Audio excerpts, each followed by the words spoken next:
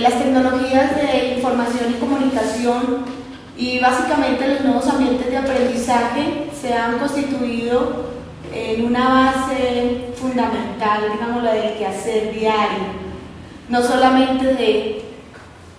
¿El micrófono? ¿Prendo? Sí. ¿Acá? Sí. Gracias.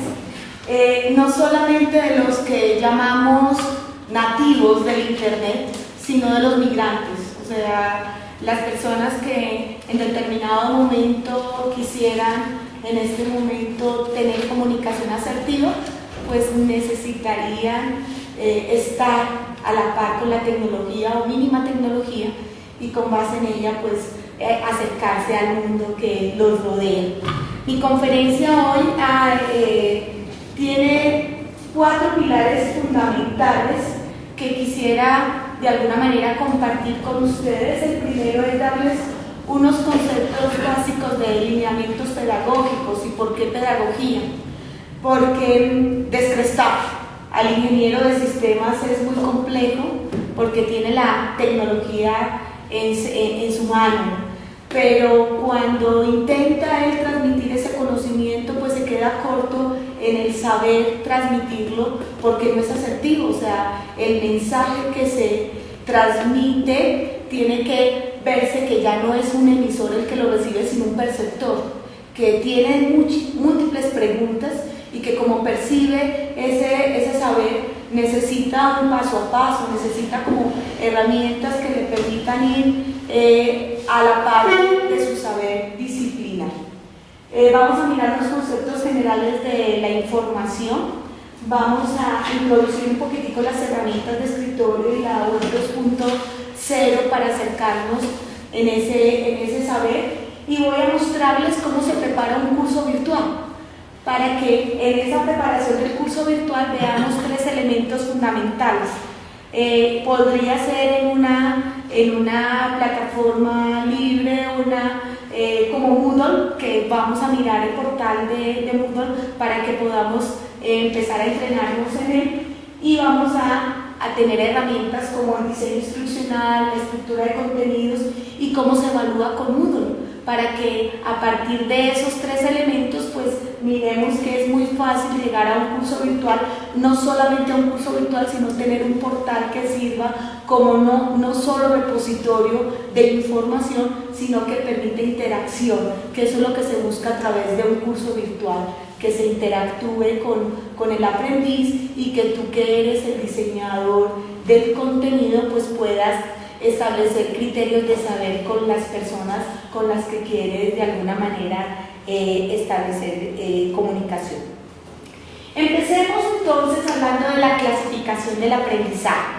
Esto es muy robusto desde el punto de vista filosófico, pero tiene un asiento importante porque a partir del año entrante el Ministerio de Educación Nacional va a modificar todo lo que hasta ahora ha sido los lineamientos pedagógicos o cómo se aprende a nivel de la primaria, de la secundaria y a nivel universitario. Siempre se ha hablado de teorías desde la instrucción, desde el constructivismo social, desde el trabajo por competencias del ser, del saber hacer, del saber comunicar, competencias desde el punto de vista del perfil profesional, laborales, sociales, de un perfil básico desde la experticia del conocimiento, pero ahorita el aprendizaje tiene que ir más allá, tiene que ser un aprendizaje relevante, un aprendizaje que de alguna manera establezca una relación entre conceptos, o sea, que todo tenga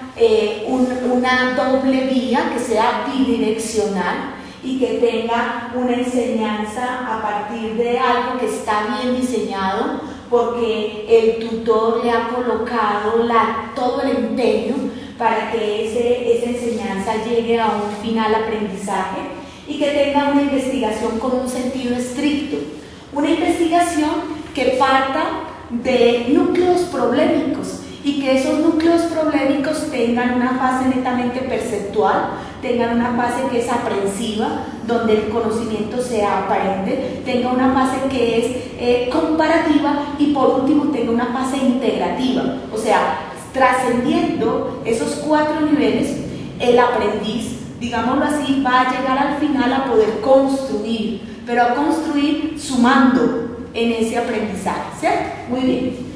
Puede darse un aprendizaje significativo en un estadio intermedio, que es lo que actualmente tenemos, un constructivismo social. Y en ese aprendizaje, pues generalmente lo que hace un tutor es llegar con una conferencia muy bien planificada, con presentaciones, con libros de soporte, con textos, con material bibliográfico que permite un trabajo escolar o de laboratorio, con unas instrucciones muy detalladas en el paso a paso, con herramientas metodológicas que le permiten aproximarse necesariamente a ese saber, pero que le limitan al aprendiz o a la persona que en determinado momento está trabajando con esa herramienta que es netamente escrita, construir. Y hay una investigación que es netamente formativa. ¿Qué es una investigación formativa? Forma, ¿por qué? Porque se da toda la instrucción para que él construya, pero no se lleva a la acción. O sea, se permite que él pueda plantear adecuadamente un objetivo, que pueda montarse en una hipótesis, que pueda definir cuál sería la metodología que puede desarrollar para presentar resultados a partir del levantamiento de información, que utilice herramientas estadísticas que le permitan procesar adecuadamente la información y presentar resultados al final, pero que hasta que no se lleve ese resultado final a la práctica y se cierre el ciclo del proyecto investigativo, pues no se va a saber si esa solución planteada al final era la acertada para esa problemática inicial. Muy bien. Y hay aprendizajes que son comprensivos y memorísticos, que son los que están, digamos así, muy rasos, lo que nosotros llamábamos antiguamente la tabla rasa. ¿Por qué? Porque el comprensivo o el memorístico lo que hace es utilizar como una tabla de multiplicar donde aprendemos por la repetición, pero nuestro mundo contemporáneo no nos hace la memoria, el fundamento de nuestro quehacer, sino la capacidad de, a través de una representación gráfica del conocimiento, poder ir relacionando ideas, y esas ideas se vuelven en fuerza cuando nosotros las volvemos dialogantes, intercambiamos saberes, nos metemos a la red social. Es muy complejo para el docente actual, por ejemplo, utilizar el descrestómetro con los estudiantes.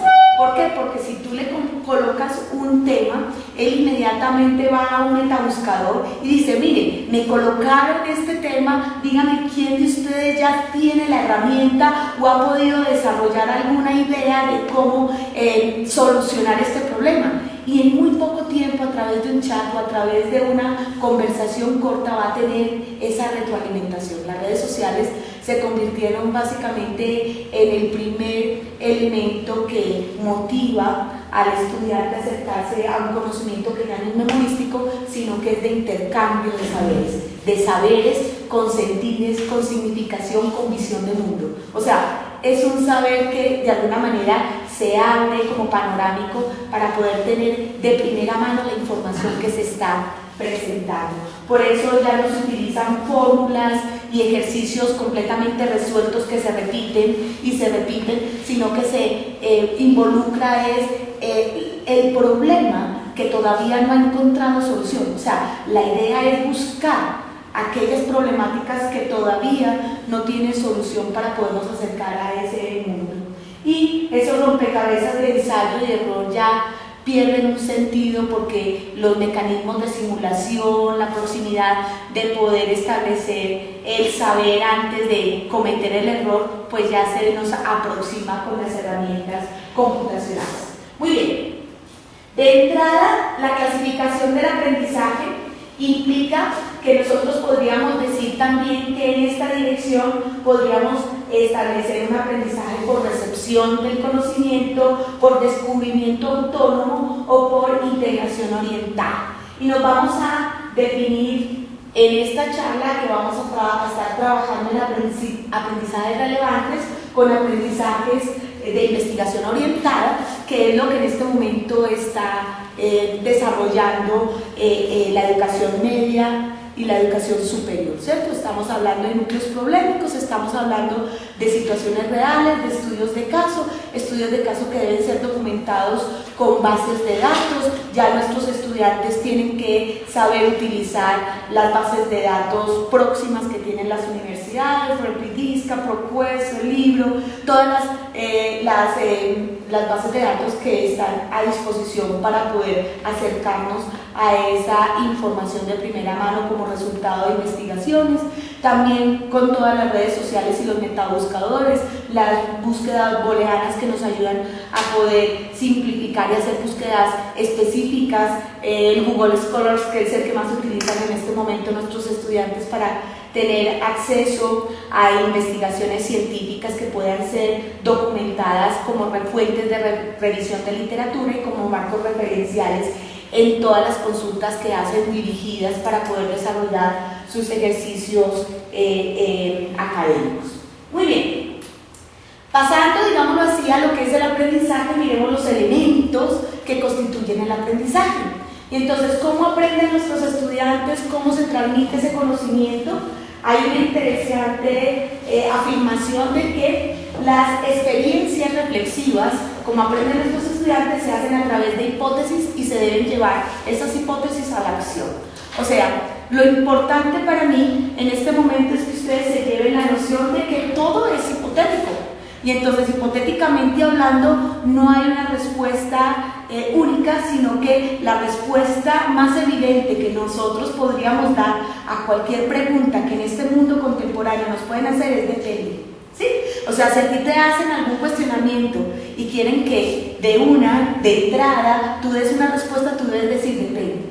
Y entonces a la respuesta de depende, te van a dar el cuestionario, bueno, depende de qué, del contexto. Dígame en qué parte quiere ubicar ese problema. Dígame cuáles son los actores que están asociados a ese problema. Dígame qué instrumentos tengo para solucionar el problema. Todo depende, ¿sí? Entonces no hay una única respuesta y todo es hipotético. La hipótesis parte de una afirmación o de una pregunta que implica un desarrollo y traslado de explorativo, investigativo, y que implica una acción al final de todo el proceso. El fundamento de este mundo contemporáneo es la hipótesis, y cualquier proceso investigativo comienza con una pregunta. Ya no se llama una pregunta de investigación, ya se llama una pregunta hipotética que implica la posible solución como visión prospectiva del conocimiento como futuro deseado en positivo, no como perspectiva, y ese futuro deseado está o tiene asociado todo lo que va a ser un aprendizaje convergente, asimilativo, acomodativo y divergente. Entonces, todo lo vamos a centrar en la conceptualización de la idea de aprender y la experimentación de poder hacer, o sea, de llevar a la realidad esa idea. Entonces, la conceptualización permite que yo vaya de lo concreto a lo abstracto a lo concreto, y la experimentación que vaya a ser reflexivo o ir a la acción. Generalmente nos gusta más ir a la acción que ser reflexivos. O sea, nos gusta experimentar y después de experimentar decimos, entonces le recomendamos al futuro investigador que no se meta por acá, porque comete el error, ¿cierto? Pero entonces vamos a la experimentación cuando de alguna manera no hemos hecho una reflexión detallada. ¿Por qué? Porque nuestros estudiantes actuales aprenden distinto, y eso no implica que estén aprendiendo mal. No implica, digámoslo así, que se esté haciendo un ejercicio donde definitivamente no hay un proceso claro de enseñanza-aprendizaje en la doble dirección. La mayoría de los aprendices nuestros en este mundo contemporáneo tienen problemas de atención, pero es que no son ellos los que tienen el desequilibrio para aprender, es el docente el que no se ha acomodado a la forma como él debe aprender, ¿cierto? Desde pequeño su instrucción, su construcción del conocimiento ha sido muy gráfico, ha sido a partir de elementos que le han permitido experimentar antes de reflexionar si la experimentación está bien. Entonces el docente es el que tiene que cambiar su rol. El docente es el que tiene que aproximarse al saber de ese estudiante y al saber cómo él aprende. Si aprende a través de todo lo que es sus sentidos auditivos, si aprende a través de todo lo que son los sentidos visuales, táctiles. Entonces es adaptarse, y por eso todo este mundo contemporáneo es de adaptación y de mitigar todo lo que en determinado momento nos puede generar un ruido en el proceso de enseñanza-aprendizaje. Muy bien. Entonces miremos los estilos de aprendizaje y veamos el primero. El primero es el acomodativo, y en ese estilo de aprendizaje acomodativo hay una característica fundamental. La principal característica es que aparte de la conceptualización, o sea, esa conceptualización es para poder yo saber qué quiero que el estudiante aprenda, lo primero que tengo que hacer es darle un objetivo. O sea, dígame cuál es el objetivo que usted busca con esa temática que hoy pretende presentarme. O sea, todo funciona con un objetivo de aprendizaje. Ese objetivo está definido a partir de 3 elementos: propósito, meta o fin. Dígame cuál es el fin. Al final de toda esta charla, dígame qué quería que yo supiera. Y si no parte de esa conceptualización, si no parte de un objetivo, ese objetivo no se puede ir desarrollando a la par del proceso de enseñanza para que surja un aprendizaje que es asertivo. Y asertivo implica que tenga la retroalimentación, o sea, que sea en la doble dirección. Qué rico que al final del proceso el estudiante haya asimilado tanto el concepto que pueda de alguna manera llegar y superar al maestro y decirle: sí, profesora, tiene toda la razón sobre ese tema, pero yo he visto, yo supe, yo me enteré o yo pude investigar tal cosa y se puede manejar por este sector, o se puede manejar por esta ruta, o podemos hacerlo por esta dirección. Entonces, en ese momento la descripción de todo un aprendizaje acomodativo está asociado a lo que el aprendiz busca, y es estar siempre en riesgo. O sea, él siempre quiere estar o es susceptible al riesgo, y entonces tiene la posibilidad de decir que todo es probabilístico para él. ¿Quién sabe el riesgo? Aquel que sabe de probabilidad. Entonces dígame, ¿con qué certeza quiere usted tener esa información? Con el 95%.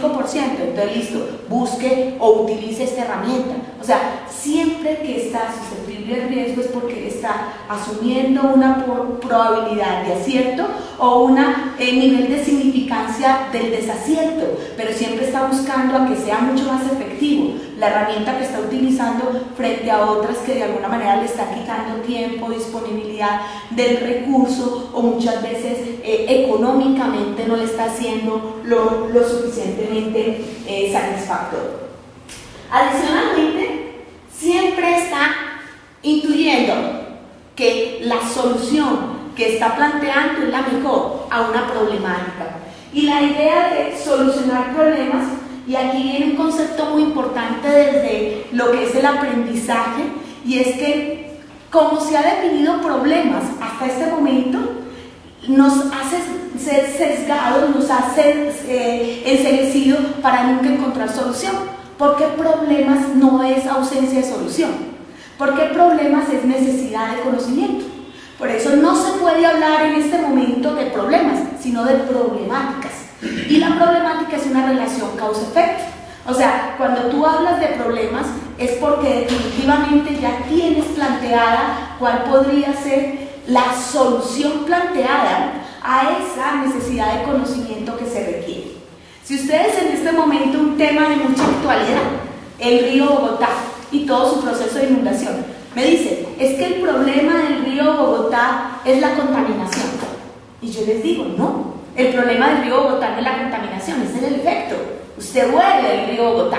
¿Y cómo lo huele? Contaminado. Usted siente el río Bogotá, ¿cómo está? Contaminado. Ese es el efecto. O sea, devuélvase y dígame, ¿qué pasa para que el río Bogotá esté contaminado? Usted me dice, hay vertimientos a lo largo de todo el río Bogotá de industrias y domésticas sin tratamiento, y esa es la causa. Y hasta ahí usted no tiene problemas. ¿Tiene problemas? No. Usted tiene relaciones causa-efecto, tiene contaminación y tiene vertimientos. Ahora, ¿qué se necesita hacer?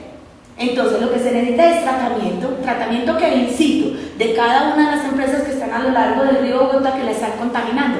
Su problema es busque el mejor tratamiento para que esas aguas no lleguen contaminadas al río Bogotá. Y ese es su problema. Entonces especule sobre hipotéticamente qué tendría que hacer. Entonces esa visión de solución de problemas ha cambiado.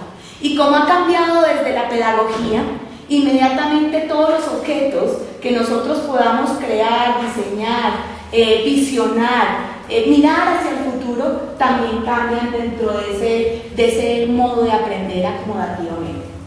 Muy bien, luego vienen algo elementales, cosas elementales, digamos así, dentro del buen desempeño cuando se está aprendiendo acomodativamente, y son los procesos de adaptación.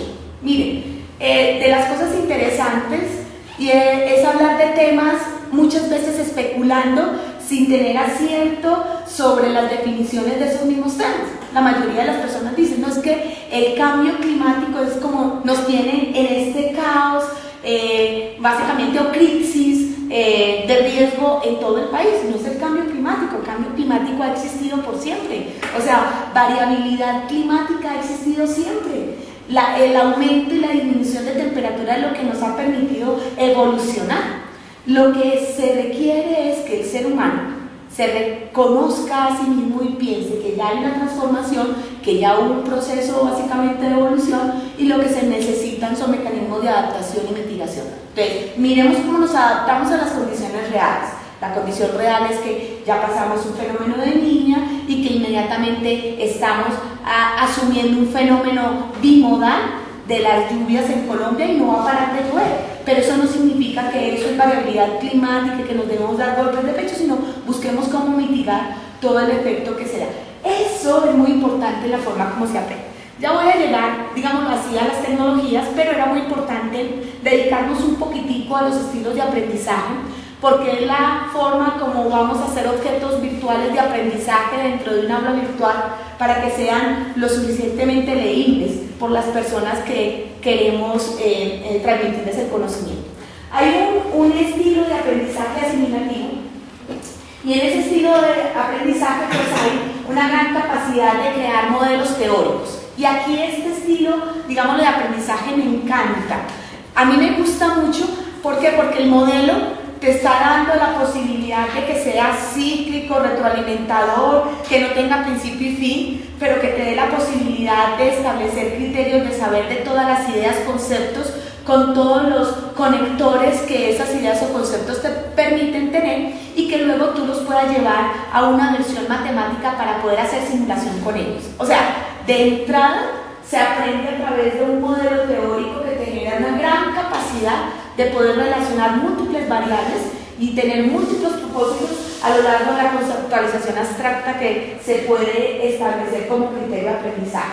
Hay un racionamiento completo inductivo, hay conceptos que de alguna manera permiten hacer aplicaciones desde lo teórico a lo práctico, y eso permite que sea un modelo de aprendizaje que está llamado a que se implante mucho en los procesos de básica primaria.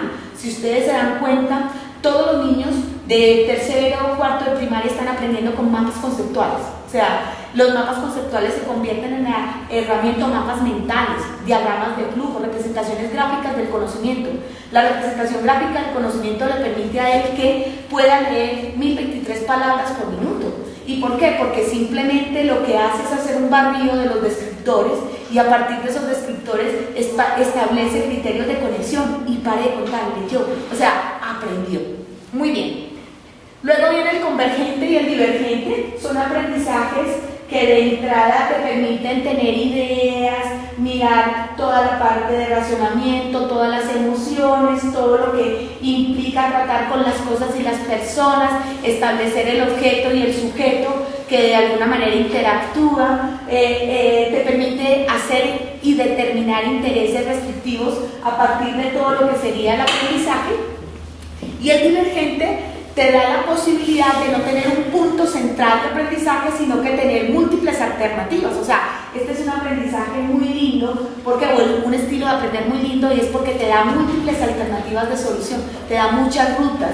que te permiten o te generan capacidad de tener diferentes prospectivas, diferentes o ampliar tu núcleo de cultura y tu capacidad de generar nuevo conocimiento porque estás continuamente relacionándote con el resto de él. Muy bien, entonces empecemos a mirar la segunda parte. Ya esto, a quien esté interesado en todo lo que son los modelos pedagógicos, que ya no se habla de modelos pedagógicos desde el Ministerio de Educación Nacional, sino de lineamientos pedagógicos, y tampoco se habla de enfoques, porque el enfoque es como un comodín, se habla de lineamientos pedagógicos. Pues con mucho gusto ahorita más adelante les doy mi página web, mi portal, pueden entrar. Yo tengo un curso completo de pedagogía y didáctica para que ustedes puedan mirar lo teórico y mirarlo desde lo conceptual, cómo se puede llevar al aprendizaje el modelo, ¿sí?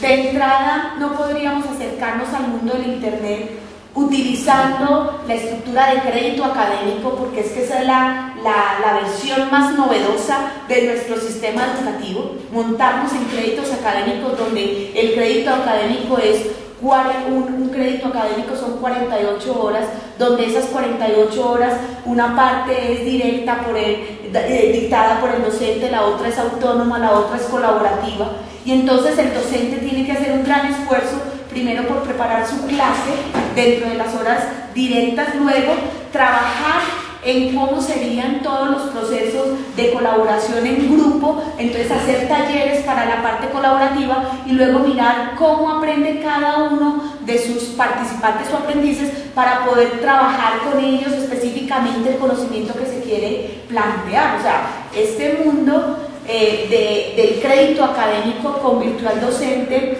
en un rol específico, no solamente el dictador de clase, sino el que diseña objetos interesantes para que pueda en ese trabajo autónomo y colaborativo el aprendiz participar activamente con el docente.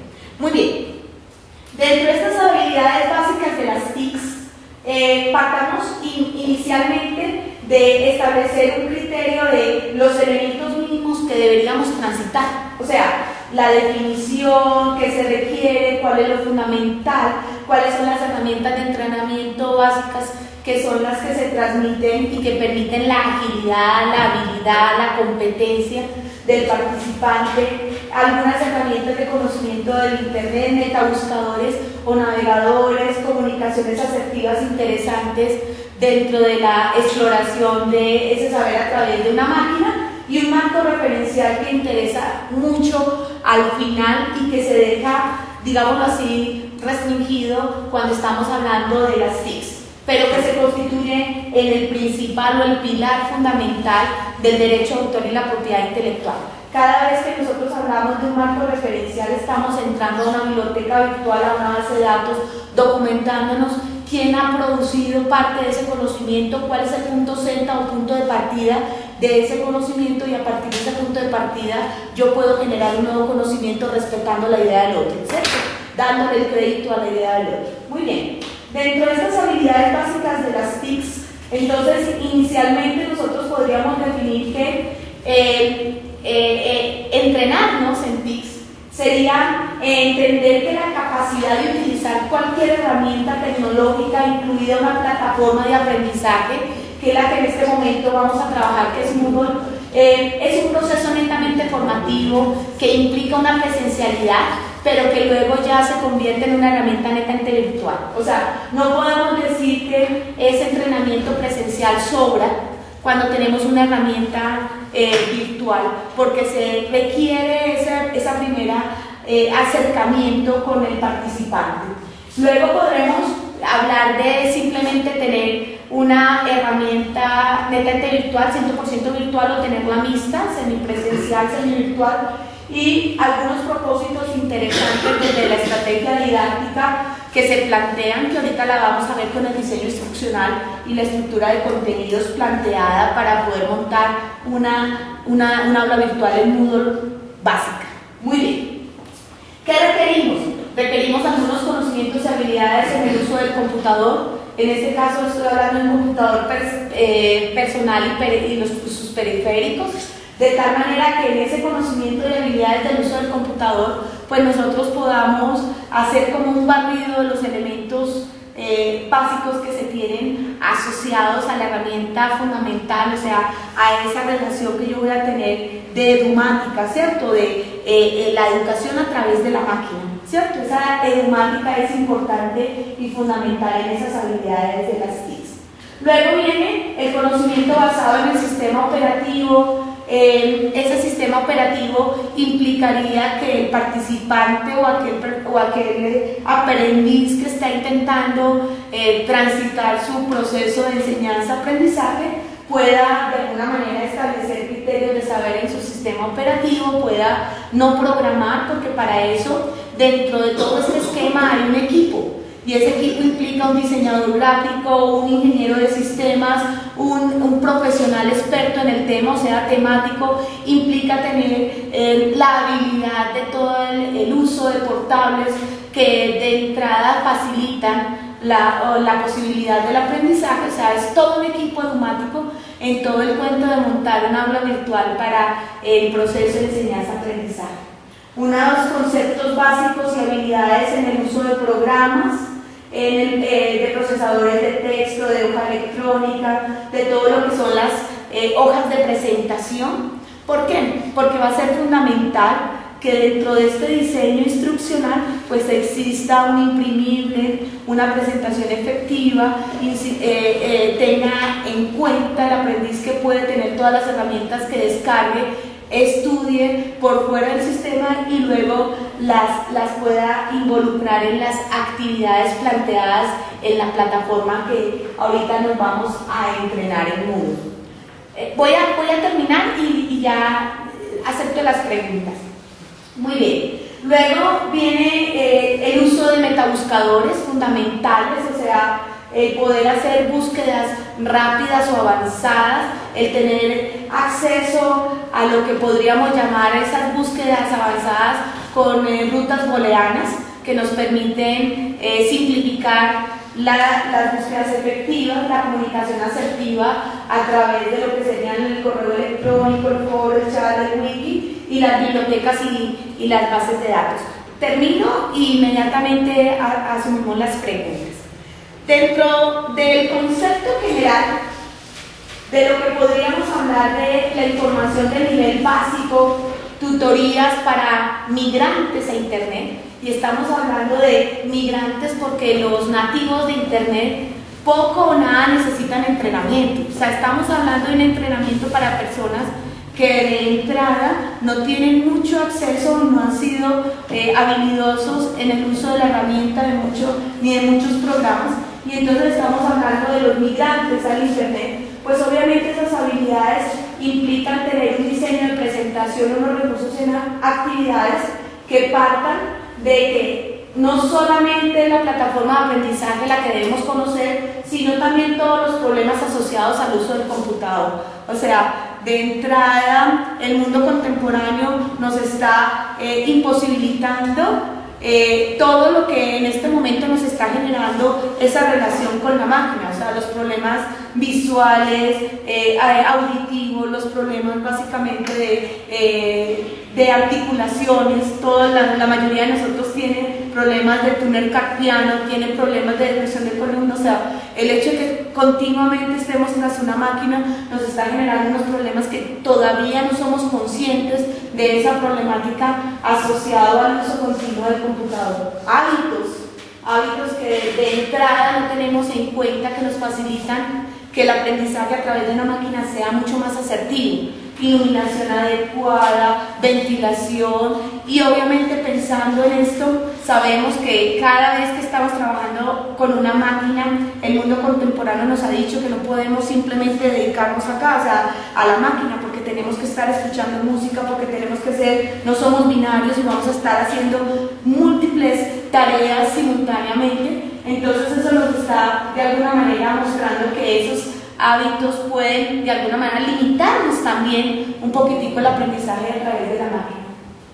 Algunos elementos interesantísimos a considerar en esta parte de los conceptos generales de la informática es el respeto por las leyes nacionales e internacionales de propiedad intelectual. O sea, esto se convierte en un espacio interesante, la propiedad intelectual, el derecho de autor, las citas bibliográficas, las imágenes, los videos, las animaciones, sonidos, todo lo que utilizamos de entrada descargados como archivos de internet que los estamos manipulando continuamente, tienen un respeto por las leyes nacionales e internacionales que deberían ser citados y ser manejados con mucho cuidado. Entonces habría que considerarlos también en estos conceptos generales.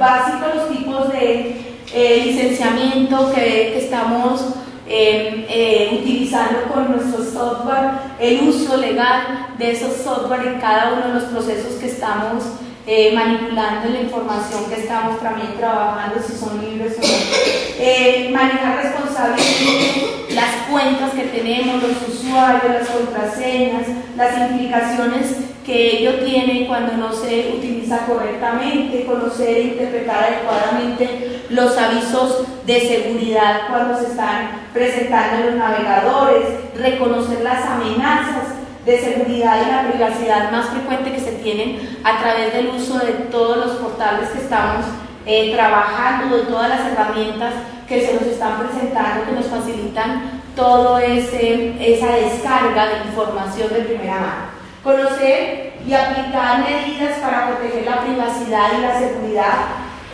a nivel netamente de comunidades académicas principalmente, porque las comunidades académicas están teniendo grandes dificultades en este momento. Yo lo digo, yo soy docente universitario, la mayoría de nuestros proyectos de grado son una copia textual de otros documentos que ya han sido publicados en las esferas, en las altas esferas del mundo, y entonces esto de entrada nos está diciendo que tenemos que tener mucho cuidado con todos estos recursos que tenemos de primera mano.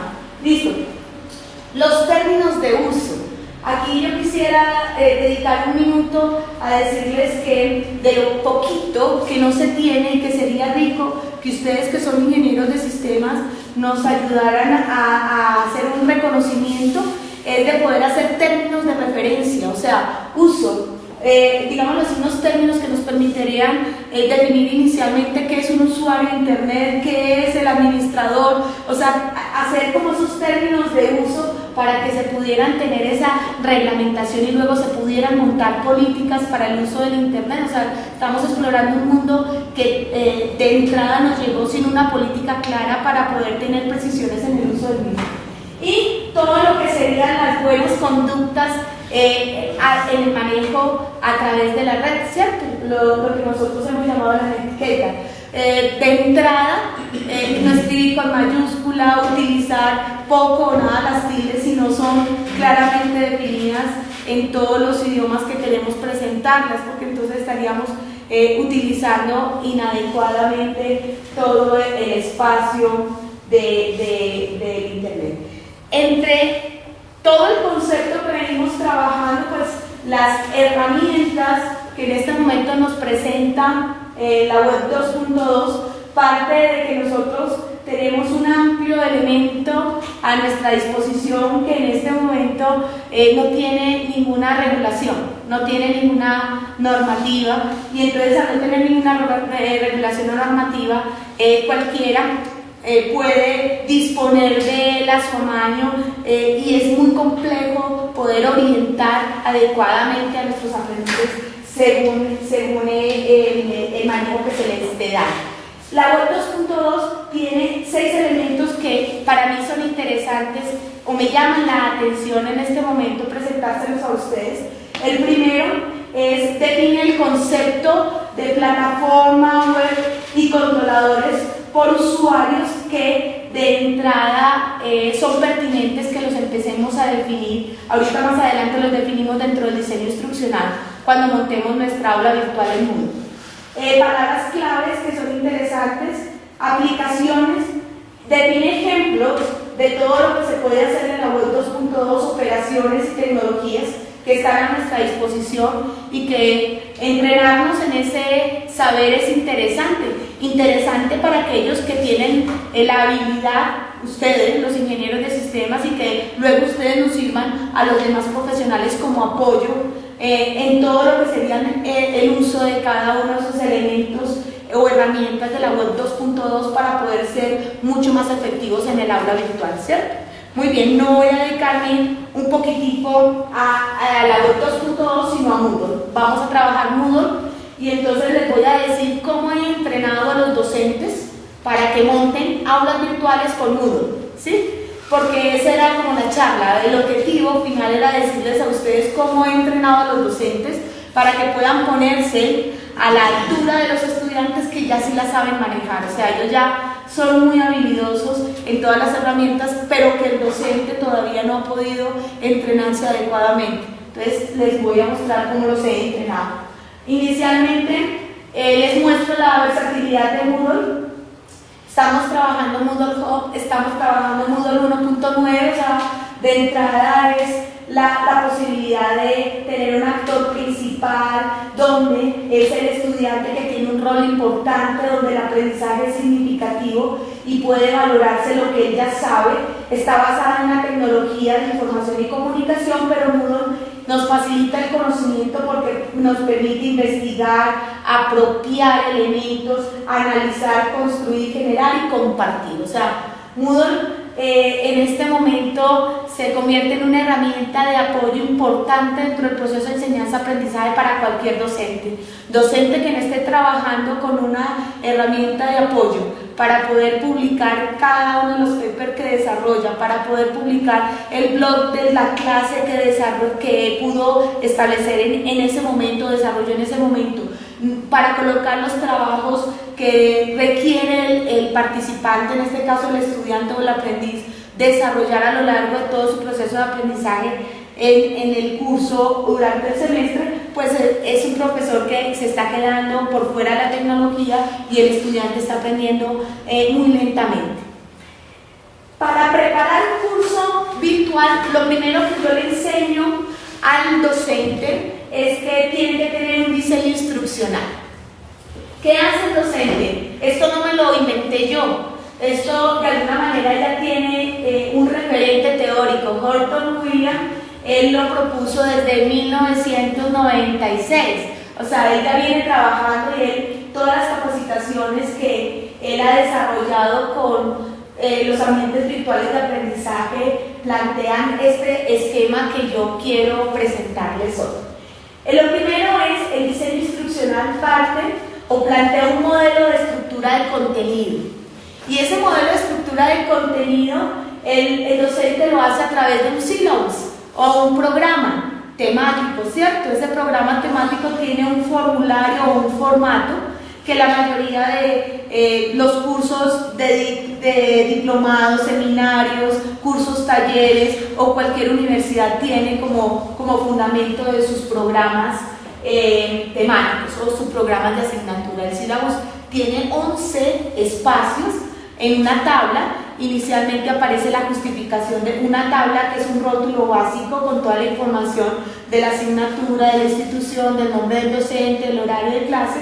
Tiene un cuadro donde aparece la justificación inicialmente, los objetivos de aprendizaje, el objetivo de aprendizaje, la enseñabilidad, la educabilidad y todo lo que son las competencias, si son competencias desde el perfil, competencias que son laborales, sociales o cívicas y competencias profesionales, o del ser, saber, hacer, saber comunicar. Tiene luego todo el programa detallado asociado a 4 unidades básicas, o sea, si está trabajando durante un semestre no puede trabajar más de 4 unidades básicas. ¿Por qué? Porque el syllabus tiene que ir a 4 niveles de conocimiento. O sea, de entrada, el docente lo primero que tiene que empezar a decir es que si el libro de Bentechow de hidrología tiene 14 unidades o 14 capítulos, yo tengo que trabajar esos 14 capítulos en 4 unidades durante un semestre. O sea, yo no puedo dar 14 capítulos de Bentechow a lo largo de todo el semestre para dictar hidrología, sino que lo tengo que reducir a 4. Que tengan 4 objetos de aprendizaje y cada uno de esos objetos de aprendizaje en 4 unidades tenga subtemas que tengan objetos de aprendizaje por cada uno de los subtemas para que pueda de alguna manera establecer un criterio de saber. Esos niveles de conocimiento entonces son, en el primer capítulo es perceptual. El estudiante que hace en el primer capítulo de cualquier programa académico, explora y describe. Eso es lo primero que hace. En el segundo capítulo es aprensivo, aprende, es de coger, por eso viene en su intermedia, analiza y compara. En el tercer capítulo es comprensivo, explica, predice y propone. Y en el último capítulo, el estudiante tiene que ser integrativo, modifica, confirma y evalúa. O sea, lo primero que le enseño a un docente es cómo preparar sus sílabos, cómo poder de alguna manera, antes de ir al aula virtual y presentar su plan de trabajo durante todo un semestre y construir objetos virtuales de aprendizaje a partir de los recursos y a partir de las actividades que Moodle le plantea, cómo simplificar su saber dentro de los sílabos. El sílabus establece qué importante o qué es lo importante de enseñar dentro de la asignatura. O sea, dígame qué es lo importante.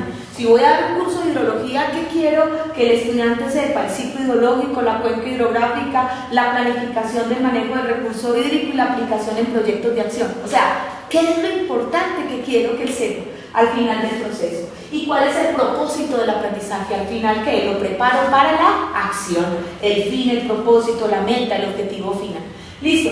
De entrada, estos pasos implican que para cada uno de los objetivos, objetivos que en este caso estaríamos hablando de 4, debo tener un objeto de aprendizaje. Ese objeto de aprendizaje para cada unidad tiene objetos por temas y tiene objetivos por subtemas. O sea, tengo que tener objetivos, porque cada objetivo tiene que ser evaluado. O sea, cada vez que yo planteo un objetivo tiene que tener una evaluación en Moodle. Cada vez que planteo un objetivo es porque yo voy a tener un proceso de evaluación en ese saber de enseñar y aprender. Y ese objetivo al final va a tener la posibilidad de tener una habilidad inicial del aprendiz, y esas habilidades son sumativas a lo largo del proceso. O sea, él va a sumar su saber y al final de todo el proceso asumimos, proyectamos que el aprendizaje se ha hecho en su totalidad. Pero ¿qué más puede de alguna manera tener el docente? Que tiene que empezar a establecer criterios sobre las competencias. Competencias que están basadas en si son básicas, de profundización, de innovación, de aplicación. Entonces, empiece a decir cuál es la competencia básica en cada una de las unidades, en cada uno de esos verbos que constituyen el nivel de investigación que el aprendiz, a partir de los núcleos problemáticos, tiene que desarrollar. Entonces, son básicas, de profundización, de innovación, de aplicación. Y para formular el objetivo, entonces tiene que responder mínimamente a 4 cosas. ¿Para qué? Para que el profesor pueda, cada vez que formule un objetivo, no formule un objetivo como lo formulábamos desde la investigación: qué voy a hacer, cómo lo voy a hacer, para qué lo voy a hacer, por qué lo voy a hacer, cuándo lo voy a hacer y hasta cuándo lo voy a hacer. No, el objetivo lo tiene que formular es qué quiero enseñar, a quién le voy a enseñar, qué ellas saben, cómo se debe enseñar. Esas son las preguntas que el docente se debe hacer para poder construir adecuadamente los objetivos de aprendizaje, que van luego a traducirse en un objeto que va a interactuar, que lo vamos a llevar a la virtualidad, porque es que todo este diseño instruccional va a tener una estructura de contenidos y luego un objeto de aprendizaje que vamos a llevar al aula virtual. Muy bien. Dentro de cómo debemos formular el objetivo, entonces se sugieren algunas actividades que el docente debe estar simultáneamente pensando cuando formula el objetivo. O sea, esas actividades son, bueno, ¿qué las vamos a hacer? Las vamos a hacer a través de la práctica, de la vida misma, del trabajo, cómo aprende él, si a través de lo que lee, de lo que observa, de lo que escucha, de lo que de alguna manera interactúa con sus compañeros.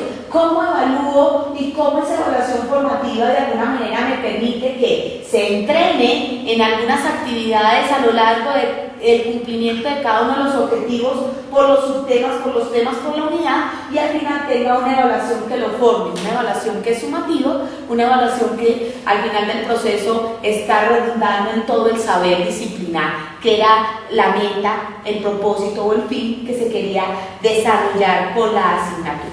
Y entonces viene ¿Cómo se hace entonces la categoría de construir los contenidos? O sea, ¿qué es un contenido básico para llevarlo al aula virtual y qué sirve también dentro de la presencialidad? Entonces, la asignatura básica tiene las unidades y se jerarquizan los objetivos, y lo mínimo que se tiene y que debemos tener presente en el aula virtual es que primero se coloca el objetivo, luego se coloca un imprimible. Cualquier docente debería tener un paper. El desarrollo de su clase debería estar en un blog, de tal manera que si el estudiante no pudo ir, lo puede descargar y lo puede ver. O sea, es un imprimible. ¿Por qué? Porque es la memoria. Yo en este momento a mis estudiantes, tengo un estudiante que por cada clase lo pongo a que me grabe y otro a que reproduzca lo que yo digo en el tablero, y yo ya estoy llenándome de sentimientos con toda la información que estoy presentando en clase. Todavía no tengo esos imprimibles, pero los estoy de alguna manera acumulando para más adelante tenerlos como documentos presentes dentro de la sesión de clase. Otro sería grabar la sesión de clase para poderla publicar como un video dentro del aula virtual para poderlo tener presente también. Listo. La presentación efectiva tiene que ser un objeto de aprendizaje. Aquí viene el cuento. No es una presentación en PowerPoint elemental, porque entonces se convertiría el aula virtual en un repositorio de documentos y no tiene sentido. Es una presentación efectiva que tiene texto, que tiene imagen, que tiene audio, que tiene video, que tiene animación. O sea, es una presentación donde el participante, el aprendiz, el estudiante yo le pongo el tiempo, o sea, yo le regulo el tiempo. Él tiene que estar durante 2 horas colocado en el computador y no pasa la imagen hasta que no termine completa la explicación, y él mismo automáticamente puede pasar. O sea, no es que pase rápidamente, sino que tiene un controlador de tiempo para que pueda hacer todo su entrenamiento a través del aula virtual. Yo utilizo MyUtube para poder hacer estos objetivos de aprendizaje elemental, porque no soy ingeniera de sistemas, pero si tuviera un equipo edumático, pues yo creo que existirían muchas herramientas de apoyo para que se pudieran hacer mucho más versátiles y mucho más elegantes. O sea, me ha funcionado esta presentación efectiva. Listo. Lo tercero es la actividad. La actividad, digamos así, implica ejercicios, talleres, y estos ejercicios y talleres son muy prácticos desde la herramienta de Moodle, porque te van haciendo entrenamientos progresivos y pausados a lo largo de todos los objetivos de los subtemas y temas. O sea, el participante, el aprendiz, el estudiante se va entrenando durante cada uno de los procesos. Lee una lección y entonces esa lección inmediatamente tiene una retroalimentación. Esa retroalimentación puede ser a través de una tarea, a través de un cuestionario que es de opción múltiple, única respuesta, de falso y verdadero, de completación, y él se va entrenando en pequeñas preguntas que al final, todas esas preguntas redundan en un cuestionario final que lo presentamos cuando se termine toda la lección. Entonces, de entrada, todas esas actividades han implicado que yo tenga recursos en línea que pueda descargar, que sirvan como fundamento de su entrenamiento, y que adicionalmente luego tenga un proceso de evaluación. Todo esto es lo que le enseño a un docente que debe hacer.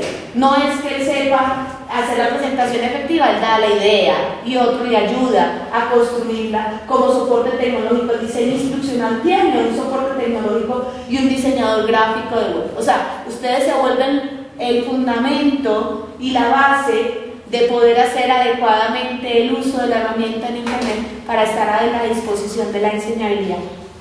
Muy bien. ¿Y cómo se evalúa? Digámoslo, ¿cómo estamos evaluando con Moodle?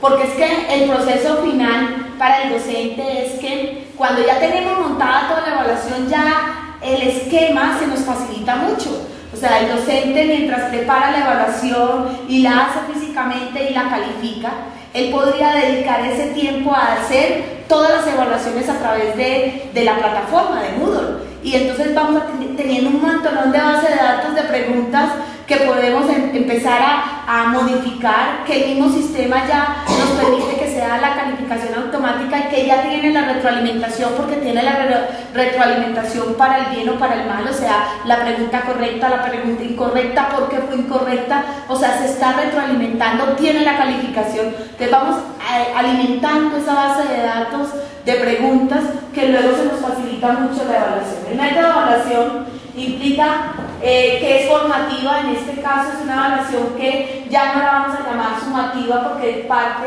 de que ya hemos tenido una estructura de contenidos clara, que los componentes del recurso de las actividades nos han permitido tener una lectura detallada, una presentación de los recursos multimediales, un documento imprimible que él puede al final tener el libro, se llaman notas de clase del docente, y entonces él va imprimiendo todas las notas de clase y al final no ha necesitado escribir, él escribe poco en la sesión presencial de clase porque todo está disponible en la herramienta virtual y necesariamente lo que va es a generar la capacidad de asombro con todas las experiencias que su docente le cuenta a partir de sus estudios de caso que está desarrollando. Hay enlaces de web y lecturas complementarias, actividades de tipo tarea, quizzes, juegos, wikis y otros que lo han entrenado. Tiene una orientación que el docente le ha dado a través de los foros, porque puede ser una orientación como con comunicación sincrónica o asincrónica. Los objetos de aprendizaje los descarga y tienen todas las actividades interactivas de juegos o permite de alguna manera cruzarlos. Hay toda la posibilidad de que por esa interacción que haga, el aprendiz puede utilizar las redes sociales, las bases de datos disponibles, hacer investigación y todo está basado en el modelo pedagógico. O sea, el modelo pedagógico es el que al final nos está redundando en todo este saber disciplinar. Eso era lo que les venía a contar. O sea, les venía a contar cómo les enseño, pero también les quiero mostrar mi plataforma, o sea, mi portal. ¿Por qué? Porque de entrada yo puedo decirles que así le estoy enseñando a los docentes, pero pueden ustedes no tener la certeza de que así se están capacitando. Se les da un diplomado, yo los estoy entrenando con diplomados básico y nivel intermedio. Los profesores de entrada, lo primero que se les hace es construirles el aula virtual, se les entrena en cómo hacerle el diseñito básico del aula virtual por módulos, luego cómo utilizar las actividades, cómo utilizar los recursos que tiene el Moodle, cómo de entrada puede corregir y retroalimentar todas las actividades que le está colocando a sus estudiantes. Y al final, cómo él mismo puede generar una autoevaluación, o sea, hace todos los registros de entrada de sus estudiantes, hace toda la estadística asociada al Moodle y puede ver que efectivamente está asumiendo un rol importante dentro de la virtualidad. El problema es que esto no está siendo valorado, entonces el docente se desmotiva porque tiene que emplear mucho tiempo construyendo un aula virtual cuando dentro de su ejercicio, o sea, de su plan de trabajo, no tiene horas disponibles para tal proceso. O sea, no se le están asignando, no hay políticas para reconocer que estamos haciendo producción completa dentro de la virtualidad. O sea, cada vez que montamos un paper en el aula virtual es un paper original, no está escrito en ningún lado, de eso no hay reconocimiento, entonces el docente pierde la continuidad y sigue trabajando en investigación para hacer artículos científicos y entonces estamos perdiendo un poquitico, comillas, el tiempo de entrenamiento para el docente que está siendo muy efectivo para el estudiante. O sea, para el estudiante estas herramientas de apoyo están siendo significativamente muy importantes dentro de su proceso de enseñanza-aprendizaje. Ya, eso era lo que les contaba y no sé si tienen alguna pregunta, duda, inquietud o comentario, porque acuérdense que aquí no hay nadie que sepa todo y todos los procesos de retroalimentación funcionan y son efectivos dentro de este nuevo concepto, de esta nueva idea de aprender y enseñar.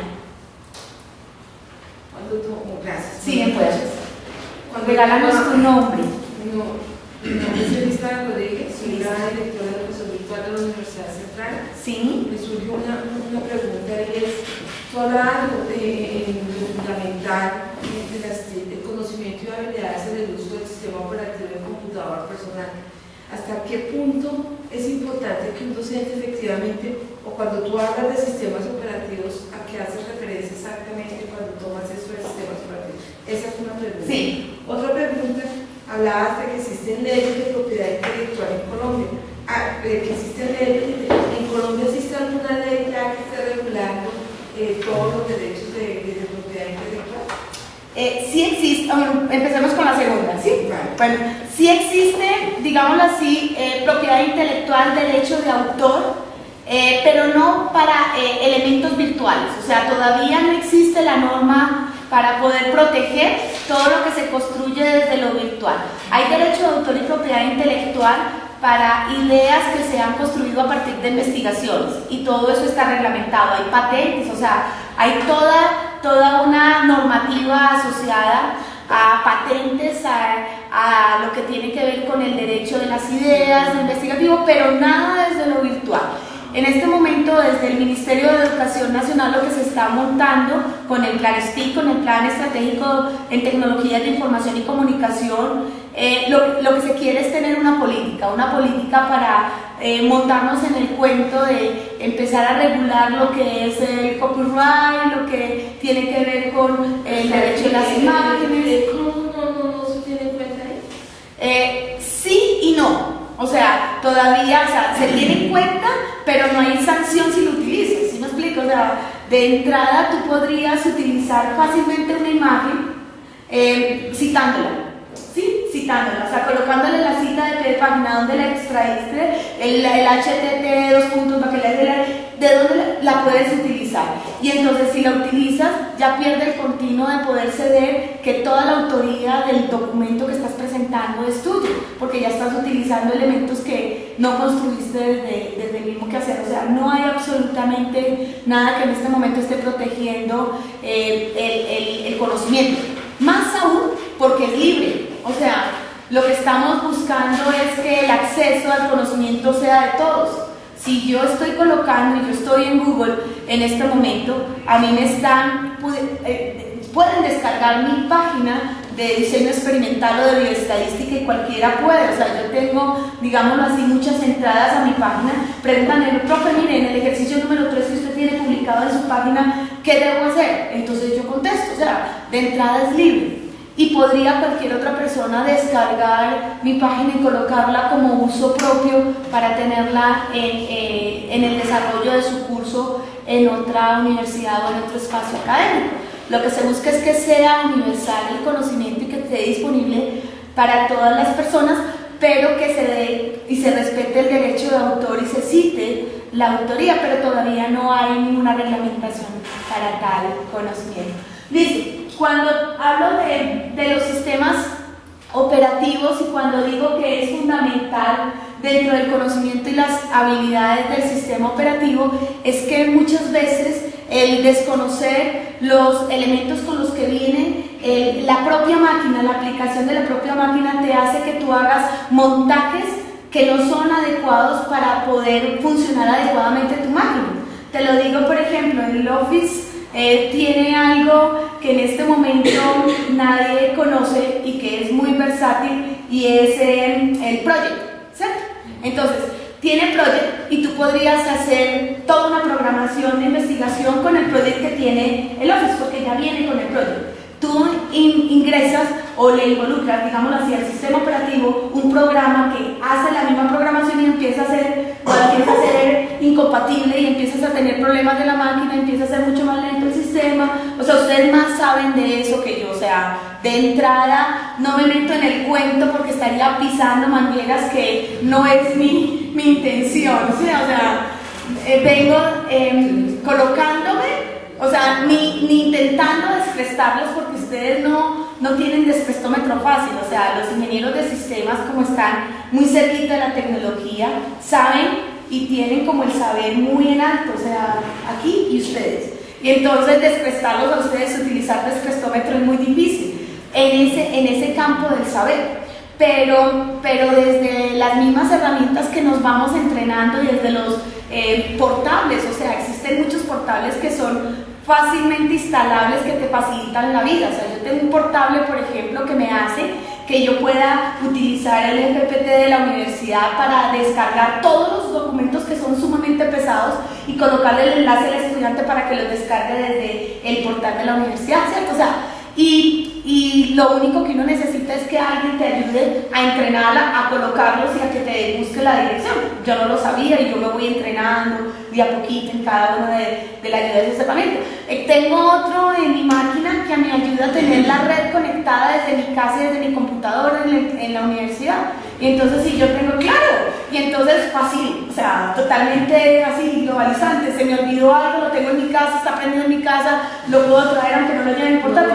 Sí, no, o sea, entonces lo que te digo yo es que eso, el desconocer algunas habilidades del sistema operativo, de la existencia misma de lo que tiene asociado el programa que se monta, pues nos hace muchas veces colocarle a nuestro computador portátil muchos programas que son portables que muchas veces están disminuyendo la capacidad de uso del mismo sistema.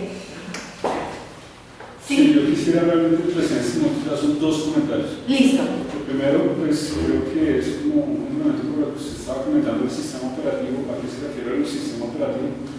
De pronto no es ni siquiera el sistema operativo, sino simplemente saber cómo utilizar el ratón, saber que hay ciertas, digamos así, ciertos cosas que uno ya reconoce en la pantalla, una cosa es un botón, una cosa es una barra para deslizar, entonces, digamos así como cosas que he escuchado, pues que tampoco me consta, pero son cosas que he escuchado. ¿Qué pasa? Que por ejemplo, cosas como que a un municipio le regalan, bueno, a un pueblo le regalan tantos computadores para el aula, para lo que sea. Nunca los usan. ¿Por qué? Porque de pronto, ¿qué pasa? Pues digamos hay un profesor, o los profesores que están encargados de eso. De pronto ellos no, es decir, ellos son los encargados de enseñar, pero ellos tampoco tienen conocimiento sobre cómo utilizar eso. No se trata de saber cuál es el comando para hacer un trace, que si me están haciendo un ataque, saber cómo, desde qué dirección me lo están haciendo. No se trata de eso. Saber es cómo prenderlo y saber cómo prender el programa que necesito para enseñar. Es decir, cuál es el botón que tengo que escuchar, saber cómo llego hasta ese botón y todo lo demás. Entonces, ¿qué pasa? Pues que de pronto si estos profesores no tenían el conocimiento de cómo, de qué era un botón, de qué era una barra realizadora y todo eso, entonces es simplemente los computadores están dañados. ¿Qué significa los computadores están dañados? Significa que ellos son una figura de autoridad, ¿sí? Es decir, ellos son una figura de autoridad frente a los estudiantes. Y si llegan a enseñar algo que no saben, y que cuando estén enseñando resulta que ellos no saben que eso es un botón y no sé qué, no saben cómo explicárselo al alumno, pues van a quedar como ricos, ¿sí? Entonces, pues prefieren simplemente decir, no, es que no se puede hacer y pues no se va a enseñar con los computadores. Entonces, de pronto, lo de enseñanza del sistema operativo realmente significa saber que si uno mueve el ratón, pues que esa flechita en la pantalla se va a mover y que si yo le doy clic en un cuadradito, eso es un botón y que va a pasar algo y que normalmente la acción que pase tiene que ver con el letrero que se encuentra escrito dentro de ese cuadradito. Parte 1. Sobre todo porque te interrumpo un minuto y es que existen dos tipos de habilidades. Alguien que obviamente utiliza la habilidad visual y por eso Windows te ha permitido que a través de iconos tú puedas llegar fácilmente a la herramienta pues, o al instructivo del menú, la barra de herramientas, ¿cierto? Pero la mayoría de ustedes no utiliza el ambiente del objeto, sino que va al comando. Entonces, control V, control X, control, o sea, de entrada el teclado te fundamenta también como todo el proceso mismo de agilidad, pero por el mismo aprendizaje que se ha hecho del sistema operativo. Entonces, habría que establecer cómo se aprende más fácil, si a través de la imagen de ese objeto, para poderlo memorizar y utilizar adecuadamente, o a través del comando que te facilita entrenarte en la acción que quieres de alguna manera ejecutar. Mira, tienes toda la razón. Yo tuve un caso particular con la gobernación de Aragua, que estábamos haciendo una asesoría para una institución educativa y llamaron a decir que el portavasos del computador se había dañado y el portavasos del computador era lo que había escrito. Es decir, es casi ya un cliché que aparece en las listas de bromas en internet de servicio técnico. Cuando uno busca bromas de servicio técnico, lo del portavasos es uno de los más comunes. Bueno, parte 2. Realmente no me quedó al final eso también es como comentario. Sí. Pues, al final, cuando iba a hacer, digamos que tuve mis dudas, y de hecho, esperaba que usted hiciera la pregunta porque como usted levantó la mano al tiempo que yo pensé que era la misma que tenía yo. Y sí voy a resultar así como, la dejo. No me quedó al final muy claro si la cuestión es que ustedes están, es algo así como poniendo semillas, por decirlo así, o si es un plan que se va a extender a través del Ministerio de Educación. ¿A qué me refiero? Usted, por ejemplo, estaba comentando que esto se está realizando como un diplomado, pero también comentó que esto es el objetivo de cierto plan. Son dos cosas distintas, ¿sí? O sea, lo que yo les mostré es lo que yo hago para capacitar a mis docentes en la Universidad Distrital. O sea, de entrada yo les hice como el elemento fundamental, el hilo conductor de lo que yo hago en la Distrital. Pero yo formo parte de la comisión de Planes FID.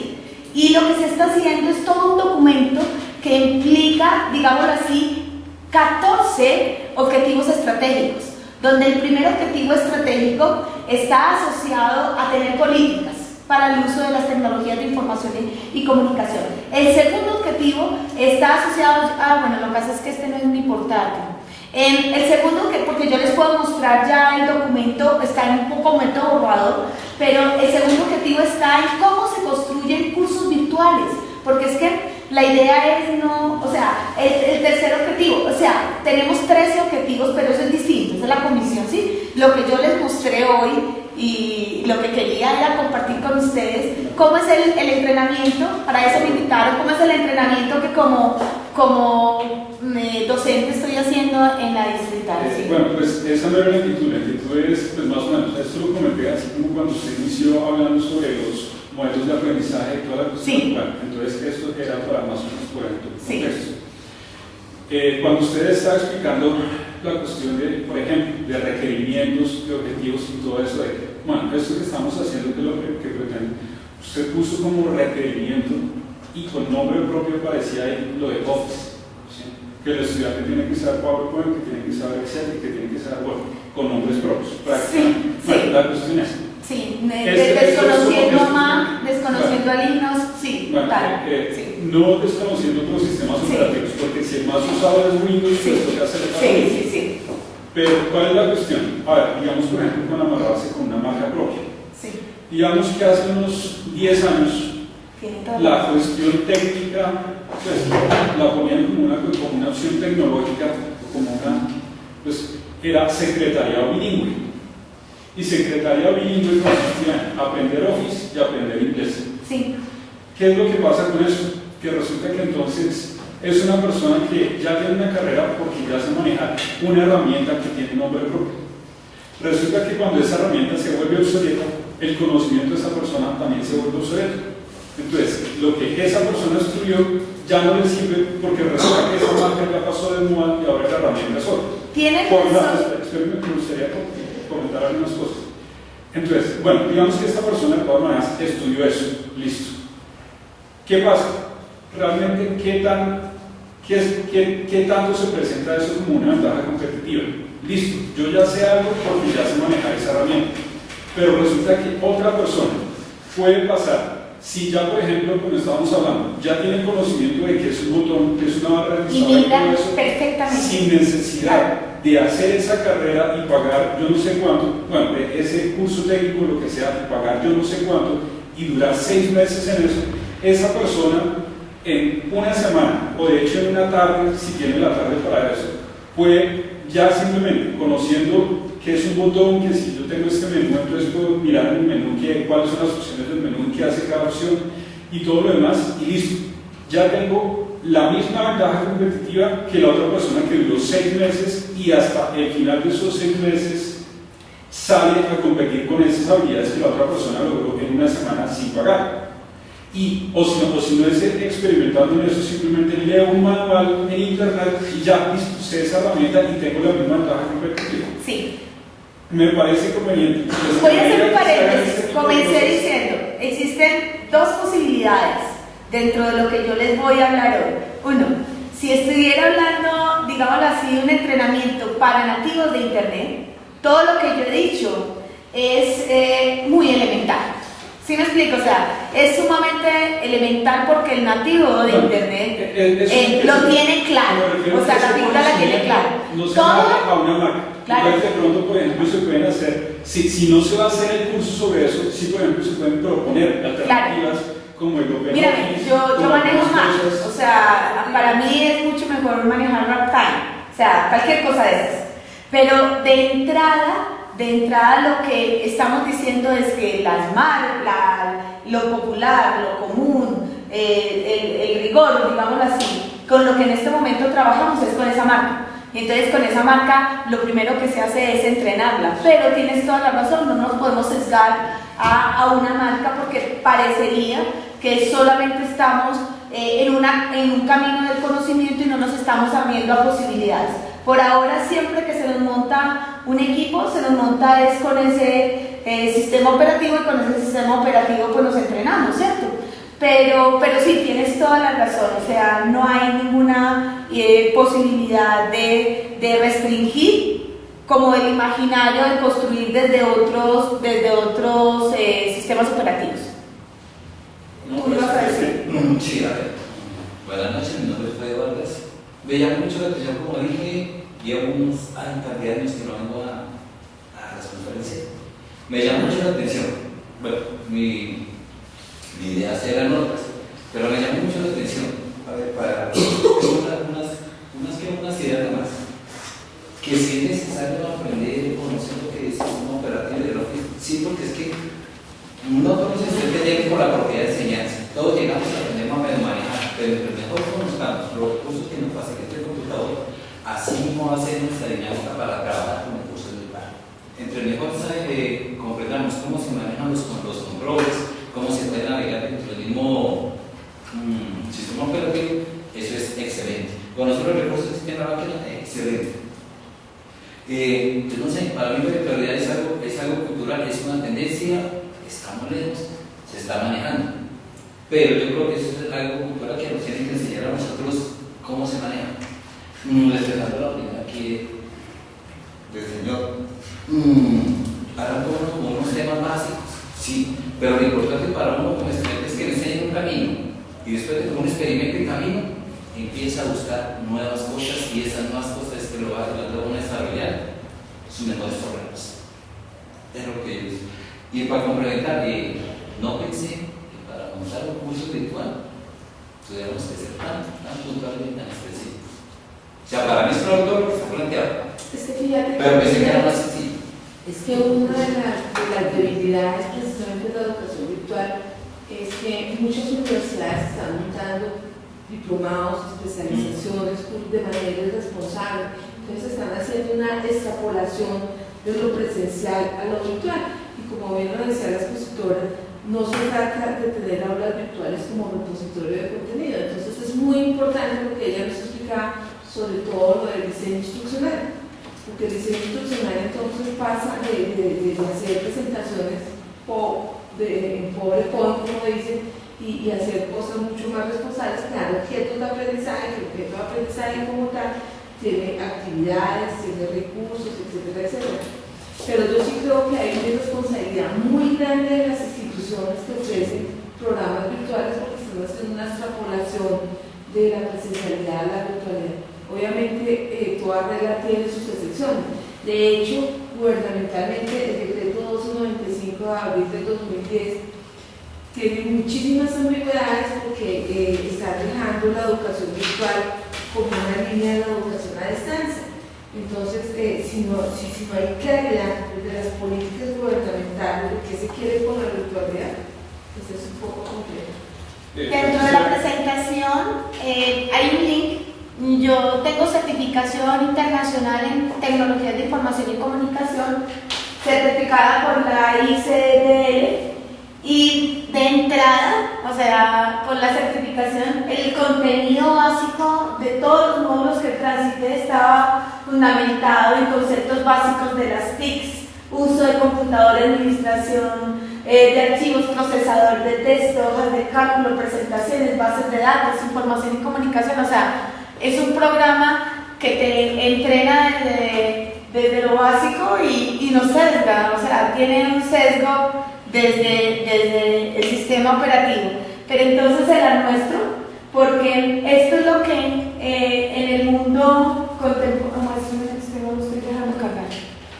en el mundo actual están surgiendo como herramientas de apoyo para tener un entrenamiento básico y después del entrenamiento básico pasar a niveles intermedios y superiores. O sea, el nivel superior de toda la certificación está en que nos montemos en objetos virtuales de aprendizaje. O sea, el objeto virtual de aprendizaje como una presentación efectiva total, con todo el apoyo del diseño instruccional y con todo lo que implica la herramienta de interacción que se tiene con el estudiante. Ahí les tengo el enlace, y si le dan clic a cada uno de los temas tienen el sílabus completo de cada una de las bases del entrenamiento. ¿Podemos utilizar eso nosotros? Todo, o sea, todo el libro. Y la presentación tuya Toda queda en la página de acá, o sea, en la página ya quedó el link y no es sino descargarla y todos los pueden hacer. Además, los mapas conceptuales están direccionados, si les das clic están direccionados a mi portal, entonces tú puedes entrar al portal con los mapas conceptuales que presento, porque ese es el entrenamiento que yo le doy a los docentes. Tengo un curso de diplomado continuo en tecnologías, pues desde el nivel básico y el nivel intermedio. Perdón, no se me pasó, no me fijé. Sí. Para nosotros un curso de este estilo, un curso virtual, tiene que tener muy en cuenta, sé que tuviste la palabra, hermano, no sé en qué momento se va a aplicar la población que debe ser. Por ejemplo, tengo una población que es crítica en lo que es el señor Miguel. Los estudiantes que nosotros manejamos para manejar un computador, desde las primeras clases que se les decía coger el mouse, lo levantaban, no funciona. Entonces, llegar hasta este poder montar un curso de cambio sería muy bueno, pero entonces... Hay dos entrenamientos, uno que se hace para el rol del docente virtual y el otro que se hace para el rol del estudiante virtual. Entonces, lo primero que les dije es que no puede ser al comienzo 100% virtual, sino que tiene que haber una semipresencialidad y un acompañamiento a lo largo de todo el proceso, inicialmente de la implementación del curso y del entrenamiento con los estudiantes. Al docente no se le puede dejar solo en estos primeros estadios de su aprendizaje, porque él también está aprendiendo a utilizar la herramienta para poder colocarla a la disposición de los estudiantes. Y entonces también se entrena al estudiante para que tenga el rigor de poder establecer con gran precisión cuánto tiempo, o sea, se le hace un cronograma al estudiante, se le dice, mire, usted tiene 16 semanas, esas 16 semanas no son sino 15, de esas 15 usted durante todo este tiempo el crédito le implica 2 horas semana, esas 2 horas semana le está implicando durante todo el proceso 16 días durante todo el semestre. O sea, él tiene que hacerse un entrenamiento, puede ser a la 1 de la mañana cuando más rápido le corre, puede ser a las 8 de la mañana, a las 7, o sea, el tiempo en el cual él puede estar disponible, pero también se le entrena para que tenga rigor dentro de su proceso de aprendizaje. Porque claro, acuérdense que el objetivo, digámoslo así, de aprendizaje, lo primero que tiene en cuenta es la población. O sea, a quién va dirigido toda la herramienta de apoyo dentro del proceso. Y mucho podríamos hablar, digámoslo así, de las bases del aprendizaje. O sea, para mí esto sería todo un curso. Lo que pasa es que ustedes no son la población objeto para desarrollar toda la parte filosófica de lo que son los lineamientos pedagógicos. Pero yo creo que si somos educadores y estamos utilizando herramientas de apoyo en ambientes virtuales de aprendizaje, deberíamos trabajar lineamientos pedagógicos. O sea, es interesante que nosotros nos montemos en un cuento de cómo aprenden en este momento nuestros estudiantes y a partir de cómo aprenden montarnos en todos esos estilos de aprendizaje, porque es lo único que nos va a ayudar a poder ser buenos docentes, ¿cierto? Es lo único que nos va a poder. Para complementar en la presentación, ella decía que el objetivo precisamente es tener claro, enseñar a quienes, que ya saben esas personas que van a enseñar y de qué forma lo van a enseñar. Aquí está. Sí, ahí está. Yo venía más específicamente entidad y con el área de y entre sí manejamos también algo del Moodle. O sea, ahí nos va a tocar ir aprendiendo. Mi objetivo sí es manejarlo de esta forma como tú lo planteas. O sea, yo vengo más que todo porque es que resulta que por ejemplo, cuando hablamos de Office, ahorita cuando estudié de Moodle, tuve un profesor que decía, no, es que yo ya PowerPoint lo enseño, pero que nosotros sí enseñamos. Y para mí es un poco incómodo porque yo soy tutor de esas áreas, tutor del área de informática, y nosotros enseñamos lo que ustedes dicen, PowerPoint y lo básico. Para que me es una profesora que nos ocurre la idea, no, es que esa herramienta no se utiliza, ya se utiliza esta otra herramienta que es más práctica, es más fácil de usar, es libre, la puedo bajar, entonces como que yo que estoy enseñando. Pues ahí se da uno cuenta de que está desactualizado. Si lo que ocurre que uno llega hasta cierto punto, es problema suyo si se queda ahí o empieza a investigar. Entonces yo que veía, hay que protestar y herramientas, me voy a enseñar acá, porque es que hay una diversidad impresionante. No, pero ¿sabes que el problema no es la herramienta? No me parece. Programas de presentación hay muchos. No, y podemos programar otra para y hablar de Office y hablar de Open Office, de la conceptualización de una hoja de cálculo. Entonces yo hablo de Excel, lo importante es el concepto, la fundamentación básica. Pero es que a nivel de ingeniería de sistemas, los lenguajes de programación se definen como un conjunto de instrucciones lógicas. Y hablar del BASIC, que yo aprendí el forte de eso, y pasarme allá, lo que cambia es la instrucción, y la lógica, ¿sí ves? Y a mí me parece que la base fundamental es la que se tiene que quedar clara, independiente de la herramienta que se esté usando. Sí, pero entonces precisamente de lo que usted está hablando, mire cómo se aplica eso con respecto a lo que vimos esta tarde. Para que usted se dé cuenta, no, es que hay un concepto y que usted puede transferir ese mismo coso, esa misma idea que usted ya tiene de una hoja de cálculo, que es una cuadrícula y de moverse de un dato, de columnas y filas y todo lo demás. Pues para eso usted también tiene que tener la otra, comparar, darse cuenta cuáles son las similitudes. Eso es lo mismo que estábamos diciendo ahí, ¿o no? Claro, mira que cuando yo soy docente de bioestadística en la Universidad Distrital, y para poder mirar la facilidad de que un estudiante pueda procesar sus datos estadísticamente desde una estadística descriptiva a una estadística aplicada, lo primero que yo le digo es aprenda a manejar una hoja de cálculo. En la hoja de cálculo usted tiene 57 funciones que puede utilizar perfectamente, con 3 millones de datos.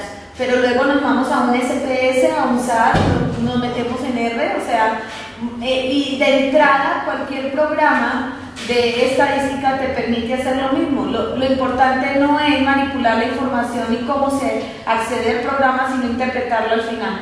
O sea, el programa te arroja una hoja donde te aparecen todas las iteraciones que tuvo que hacer el programa para poder llegar a una varianza o poder llegar a una media y con esa media determinar si hay o no, acepta o no una hipótesis, pero cómo la interpreta. O sea, al final de todo el proceso pudo utilizar el programa estadístico, pero si no sabe interpretar adecuadamente los resultados, no le sirvió para nada el programa, porque inmediatamente pierde el continuo del resultado que quería presentar. Entonces, con estas herramientas, o sea, ustedes los programadores, los ingenieros de sistemas son muy versátiles en utilizar rápidamente y aprender rápidamente cómo migrar y pasar de un programa a otro y cómo interpolar la información que quieren de un programa a otro y poderlas volver compatibles. O sea, cuando usted utiliza un Scrum, usted sabe que ese puede de alguna manera colocarlo en cualquier plataforma. O sea, usted ya teniendo como objeto de aprendizaje lo puede montar en Blackboard, lo puede montar en Moodle, porque ya lo tiene como objeto de aprendizaje y es estándar para cualquiera de ellos. Claro, es estándar. Entonces, de entrada, eso no lo sabe un profesor. O sea, ¿por qué? Porque necesita el apoyo de un equipo edumático que le permita de entrada trabajar en equipo. O sea, todo esto se hace en un trabajo en equipo. Bueno, lo que iba a hacer es como comentario, es decir, no para polémica, que ya creo que ya tuvimos suficiente polémica con respecto a eso, sino como un comentario, como inquietud, sobre todo usted, pues que realmente es la que está haciendo este trabajo, pues digamos, enseñando y todo lo demás, pues vale la pena que durante la educación se inicie nosotros usamos esta herramienta porque hay que usar una herramienta durante el aprendizaje, así como estaba diciendo. Pues.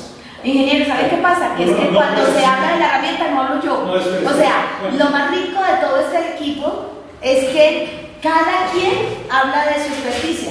¿Saben cómo me llamo yo? O sea, dentro del equipo edumático yo soy la experta no en e-learning, sino en modelos pedagógicos. ¿Sí me explico? O sea, yo les vengo y les traigo a ustedes todo, pero yo no soy la experta en e-learning. Hay un experto en e-learning que te habla de la plataforma y que descresta con el HT, no sé qué, con el, o sea, es el experto en e-learning. ¿Sí?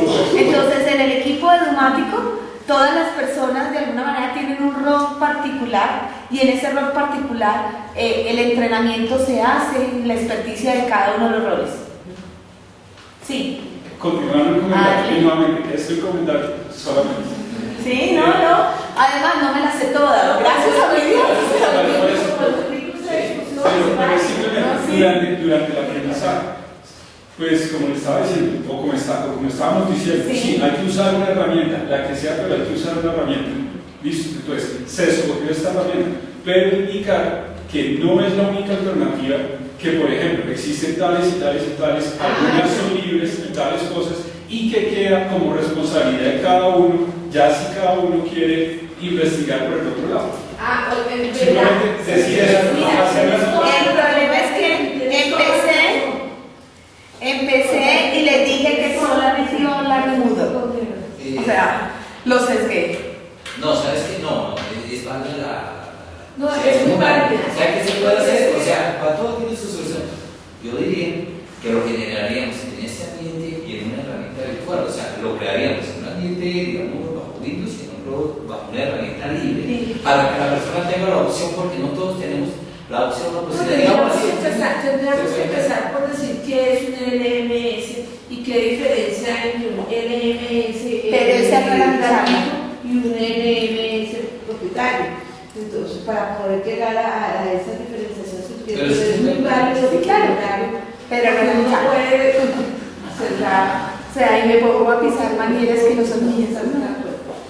La próxima vez mando a la conferencia al profesor Zamora, que es el experto, digamos así, en e-learning, y entonces el Francisco Zamora de la Universidad Distrital. ¿Cómo se llama? Francisco Zamora. Bueno, y entonces le digo que venga y él sí les habla de todas las herramientas JIT, o sea, de todas las herramientas que ustedes necesitan conocer, que son paralelas o complementarias a todo el soporte. Pues, básicamente, como para un poco, Moodle es una LMS, que es una herramienta que te permite crear cursos a nivel virtual. Pero junto con Moodle, que es gratuito, existen otras herramientas como Keos y infinidad de herramientas que son igual, entre comillas, gratuitas, ¿no? Pero existen otras LMS como Blackboard, como Wexity, etcétera, que te permiten hacer lo mismo, porque creas una herramienta de aprendizaje, montar actividades, montar recursos, montar actividades de recursos. Claro. Eso es lo único que hace un LMS, más no. ¿Qué se debe tener en cuenta? Si tú eres el director, tienes que tomar la decisión hoy de montar un LMS en una institución. Entonces, primero debes tener en cuenta cuáles son tus necesidades reales. Dos, con qué cantidad de dinero cuentas. Fíjate que hay muchas universidades que compraron Blackboard pensando que ofrecían soporte a veces, pero con el tiempo se dieron cuenta que es una herramienta muy costosa y se hace insostenible para cualquier institución. Entonces, universidades como la militar casualmente se han tenido que devolver a Moodle, particularmente, y qué pena que les hable de MSLS. Nosotros lo que hicimos fue una investigación en 20 universidades de qué herramientas se estaban manejando y por qué se estaban manejando estas herramientas, y si esas instituciones que eran similares a las de nosotros y qué proyección tenían hacia el futuro.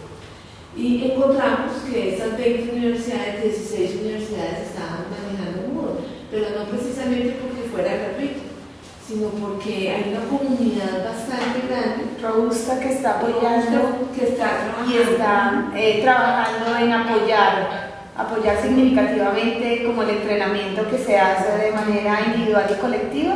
y adicionalmente porque están complementando con herramientas de apoyo. O sea, el Moodle, por ejemplo, él tiene pizarra, que antes no tenía la versión anterior, y entonces te permite que el profesor esté escribiendo y el estudiante, si tiene conectado el dispositivo, puede ver todo lo que tú estás haciendo como entrenamiento de explicación.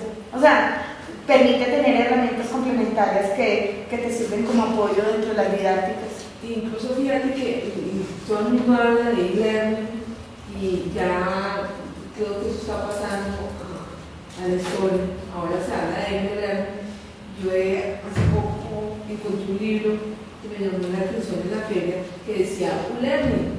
Entonces es aprendizaje universal, pero también hace referencia a aprendizaje ubicuo. O sea, que el aprendizaje está. Hoy en día, el que quiera hacer otra cabeza es porque quiere hacer otra cabeza. No sé si tienen alguna otra duda, pregunta, inquietud. Les agradezco mucho que me hubieran escuchado. Sí, se las iba a mostrar. Quería mirar la dirección donde encontramos. ¿Dices que está ahí en el portal de actividades? Sí, claro. Voy a mostrar. Si tengo acceso.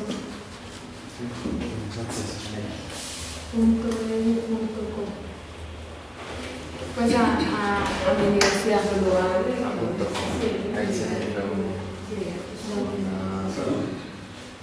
Es que tengo mucho esto abierto.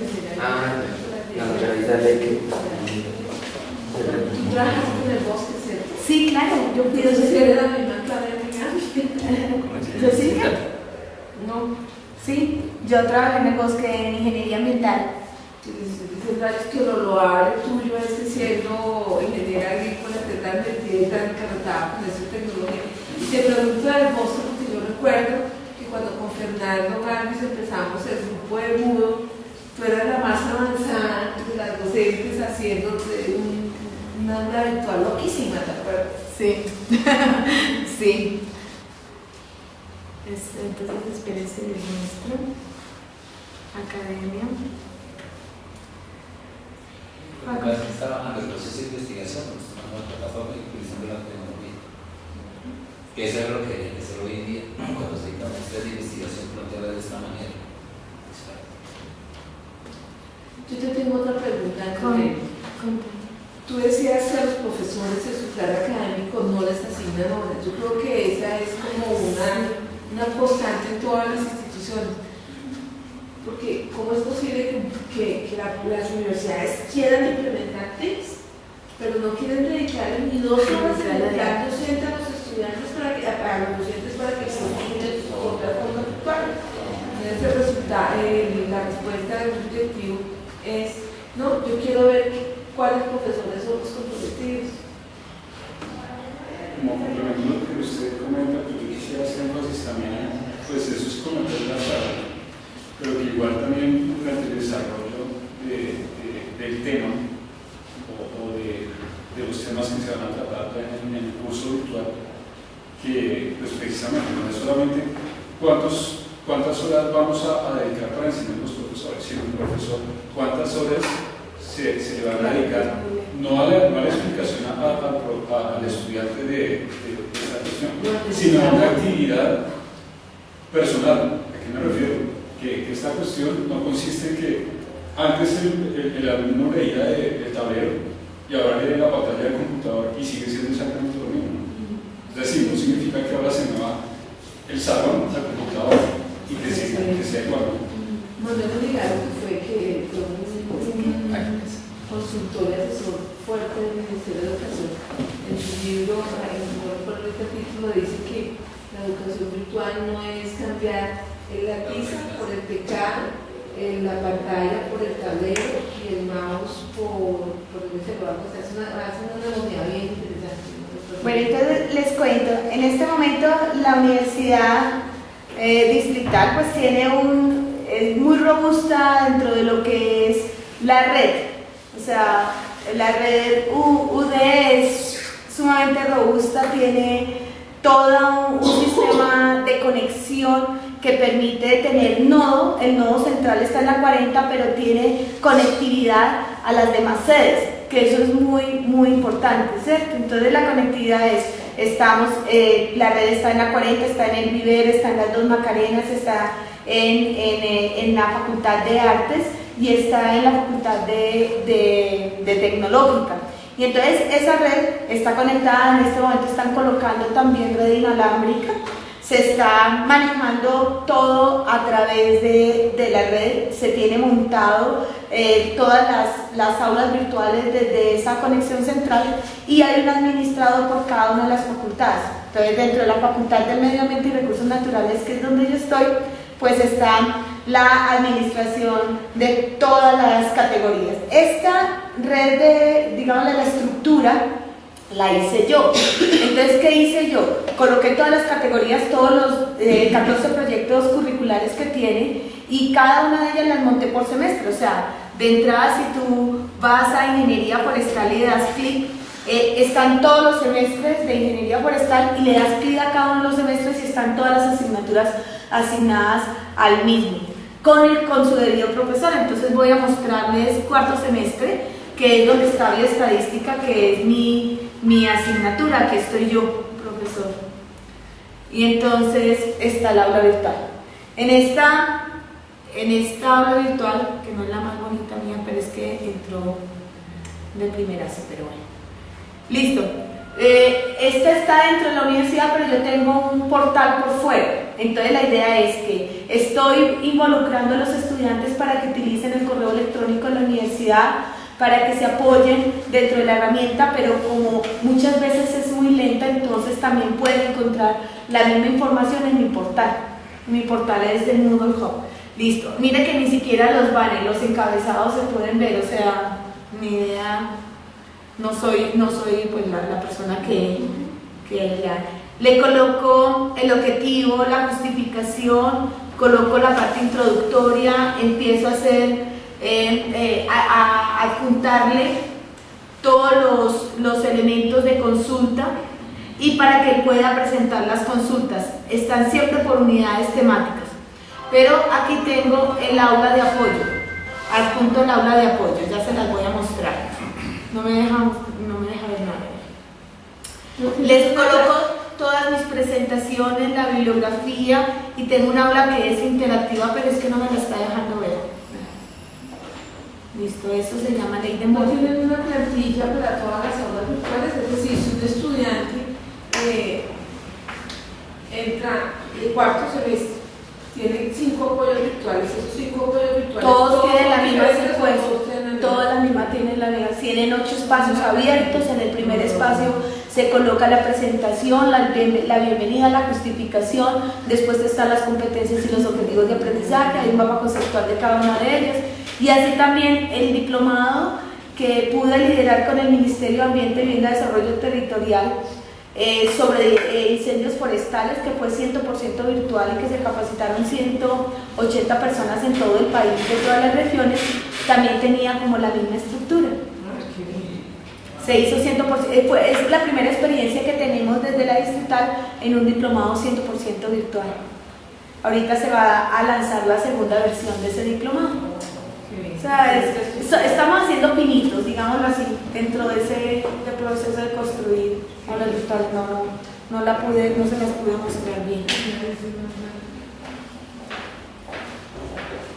Espero les muestro el diplomado, si es que logro entrar a él. Ok, son estudio